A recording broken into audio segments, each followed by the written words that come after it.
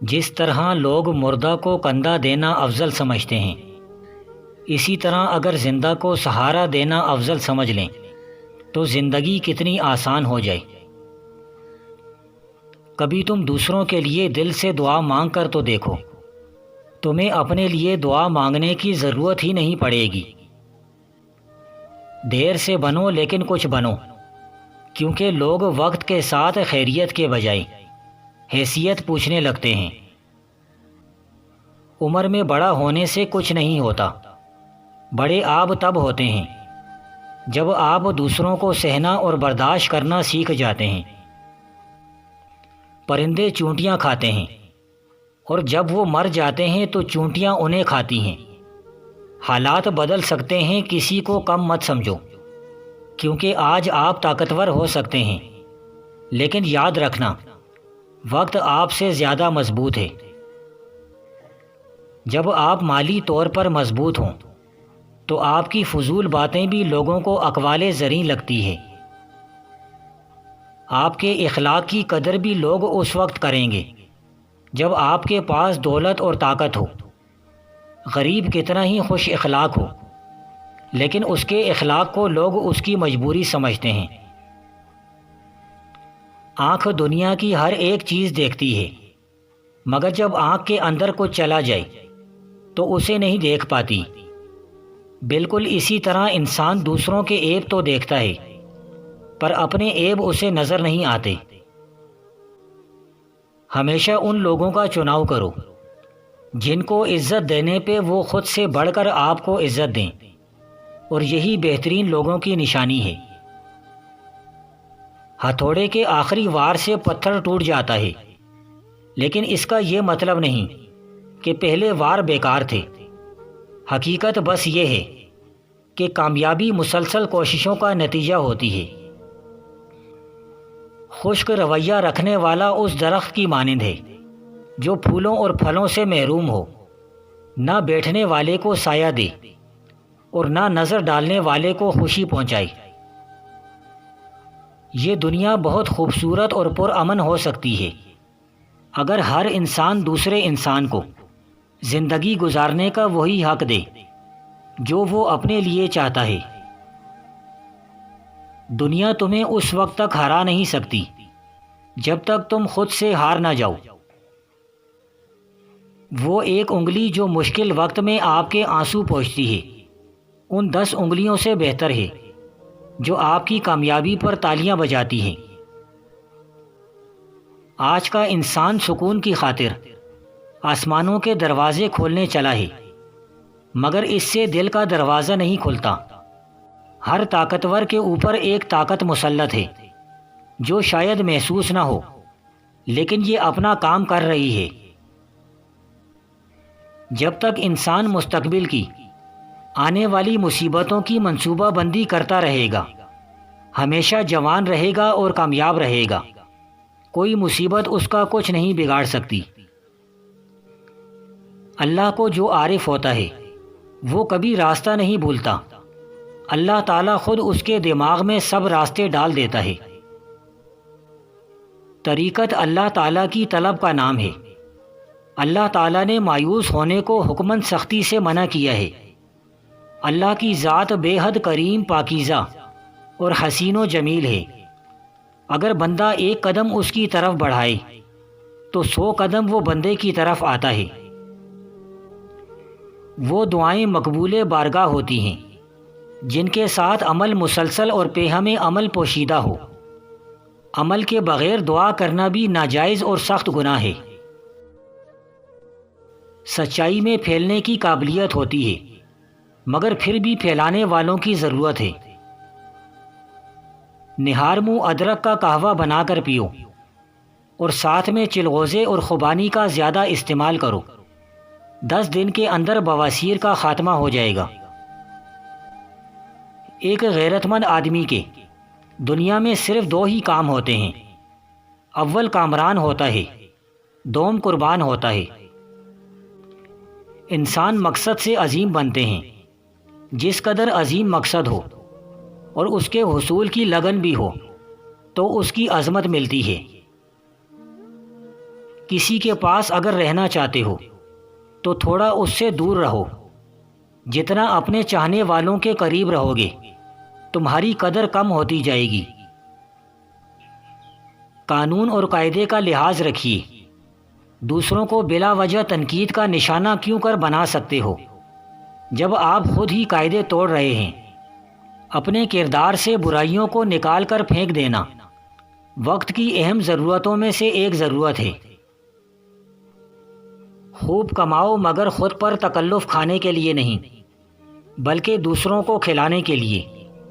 اپنے کھانے میں یتیموں کو ساتھ ملانے میں بہت برکت ہے جس سے روزی میں بے تحاشا اضافہ ہوتا ہے۔ آدمی کو چاہیے کہ تکلف کر کے بھی کبر کو دور کرے تاکہ تواضع اس کی سرشت میں داخل ہو جائے۔ وہ لوگ جو غرور میں ہیں وہ دھوکہ کھا رہے ہیں۔ یہ وہ لوگ ہیں جو اپنی نسبت اور اپنے اعمال کی نسبت نیک گمان رکھتے ہیں اور ان کی آفات سے غافل ہیں۔ جو شخص ایمان لائے اور اعمال بھی اچھے کرے اور حق تعالیٰ کے فضل کا امیدوار ہو کہ وہ موت کی آفتوں سے بچائے تاکہ ایمان سلامت رہے، تو ایسا شخص عاقل ہے۔ انتقام لینا ظلم کے راستوں کو کھول دیتا ہے۔ عقل و فہم کسی کی میراث نہیں ہوا کرتی، یہ خدا کی طرف سے صلاحیت و قوت ہوتی ہے۔ یقین کامل کی نشانی یہ ہے کہ اللہ کی رضا کے بغیر پیدا شدہ گوشت کینچی سے کاٹ پھینکنے کے بعد اس سے نجات حاصل کی جائے اور اس کی جگہ رضائے الہی سے نیا گوشت پیدا کیا جائے۔ دوسروں کا مذاق اڑانے سے اجتناب کرو کہ کوئی بھی اپنا مذاق اڑوانا پسند نہیں کرتا، اس سے باہمی محبت میں کمی واقع ہو جاتی ہے۔ ماتھے پر بادام کا چھلکا پیس کر رگڑو، دماغ اتنا تیز ہوگا کہ بھولی ہوئی چیزیں بھی یاد آ جائیں گی۔ جو لوگ دوسروں کا حق مار کر اپنی دولت کے اضافے کے لیے کوشاں رہتے ہیں ان کی یہ دولت آخرت میں ان کے لیے عذاب کا باعث ہوگی۔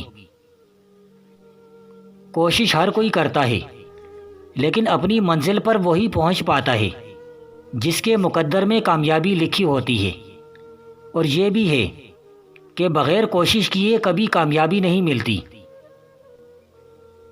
سوال صرف اس شخص کو کرنا چاہیے جو عاجز ہو اور اس کے پاس کوئی شے نہ ہو اور کوئی کسب بھی نہ کر سکتا ہو۔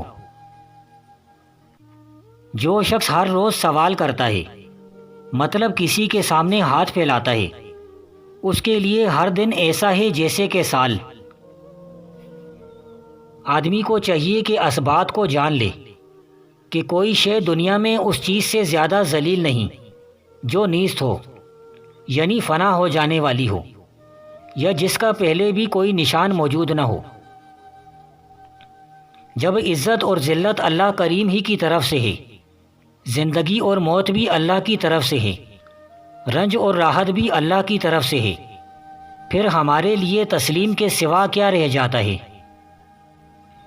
ایک ہی گھر میں پیدا ہونے والے اور ایک ہی دسترخوان پر پلنے والے ایک جیسا مزاج نہیں رکھتے اور نہ فطرت۔ گھوڑا صرف اس وقت بزدل اور ڈرپوک ہوتا ہے جب اس کا سوار بھی بزدل ہو جائے۔ حق تعالیٰ کے نزدیک کوئی فعل بھوک اور پیاس سے زیادہ مقبول نہیں۔ جو شے مشتبہ ہو اسے نہ لے اور جو چیز حاجت سے زیادہ ہو اسے بھی نہ لے، مگر اس حالت میں کہ جب وہ درویشوں کی خدمت میں مشغول ہو، اور اگر ظاہری طور پر لے تو پوشیدہ طور پر حق تعالیٰ کی راہ میں صرف کر دے۔ جس کی روح بیتاب رہتی ہے وہ سچے دلوں کو اپنی طرف کھینچتی ہے۔ اپنی روح کو بیتاب بناؤ اور دوسروں کے دلوں پر راج کرو۔ اصل عبادت یہ ہے کہ تم اللہ کے سچے غلام بن جاؤ، اپنے دل کو اللہ کا گھر بنا لو اور ہر لمحہ عبادت میں مشغول رہو، تب جا کر تمہیں اللہ کا قرب نصیب ہوگا۔ جس بندے نے اللہ کے ذکر کو اپنی عبادت میں شمار کر لیا، گویا اس نے دنیا اور آخرت کی نعمت کو پا لیا۔ اللہ اسے کبھی تنہا نہیں چھوڑتا، جو اسے ہر لمحہ یاد کرتا ہے۔ احمق سے دور رہنا ثواب ہے، اور احمق کے چہرے پر نظر ڈالنا گناہ ہے۔ حق تعالیٰ کے لیے دوستی کرنا بزرگ ترین عبادات میں سے شامل ہے۔ جو شخص تجارت آخرت کو چھوڑ کر دنیا کی سودا گری کی طرف رجوع کرتا ہے، وہ بدبخت ہے۔ اس شخص کی کیا حالت ہوگی جو سونے کے کوزے کو مٹی کے کوزے سے تبدیل کرتا ہے، اور دنیا کی مثال مٹی کے کوزے کی طرح ہے۔ جو اللہ کا دوست ہوتا ہے وہ دنیا میں اکثر بیمار ہی رہتا ہے۔ اس کے مرض کی دوا بھی دوست یعنی اللہ تعالیٰ خود ہی ہوتا ہے۔ حق تعالیٰ کے کچھ بندے ایسے ہیں جو اللہ سے محبت کرتے ہیں، اور اللہ ان سے محبت کرتا ہے، اور ان کے ساتھ اللہ کی محبت ان کی محبت سے قبل ہوتی ہے۔ خوشیاں حاصل کرنے کی چاہت رکھتے ہو تو دوسروں کو خوشیاں دو، تمہیں خود بخود خوشیاں ملیں گی۔ جینے کی امنگ حوصلوں کو قوت عطا کرتی ہے۔ حق تعالیٰ کی معرفت کی پہچان وہ پاتا ہے جو میدان اسرار میں جست لگاتا ہے۔ اللہ کا محب وہی ہے جو ہمہ وقت اس کے ذکر میں سرگردہ رہے اور اس کے دیدار کی طلب بھڑک جائے۔ اللہ تعالیٰ ہماری نیت اور محبت کو دیکھتا ہے۔ جس کو اس سے سچی محبت ہوتی ہے اسے خوب نوازتا ہے، اور اتنا نوازتا ہے کہ اپنی رحمت و کرم کی جھولی میں لے لیتا ہے۔ اگر دولت مند ہونا چاہتے ہو تو اللہ پاک کے 2 صفاتی نام یا باسطو یا منعمو بعد از نماز عشاء 81 مرتبہ پڑھ لو۔ کچھ دن اس کا معمول بنا لو، تھوڑا عرصہ ہی گزرے گا، خود دیکھو گے بغیر محنت کے رزق ملنے لگے گا۔ فرشتے دروازہ کھٹکھٹا کر رزق دے جائیں گے۔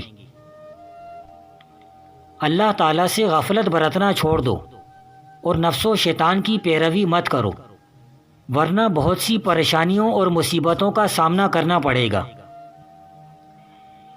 اے عزیز، تجھے یہ غور کرنا چاہیے کہ نام کے صوفی کس دھوکے اور فریب میں گرفتار ہیں۔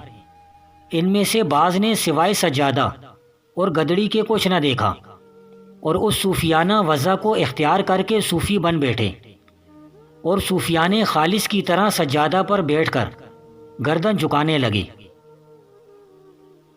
یاد رکھو، ہر شخص دوستی اور صحبت کے قابل نہیں ہوا کرتا۔ اس دیش میں لگتا ہے عدالت نہیں ہوتی جس دیش میں انسان کی حفاظت نہیں ہوتی۔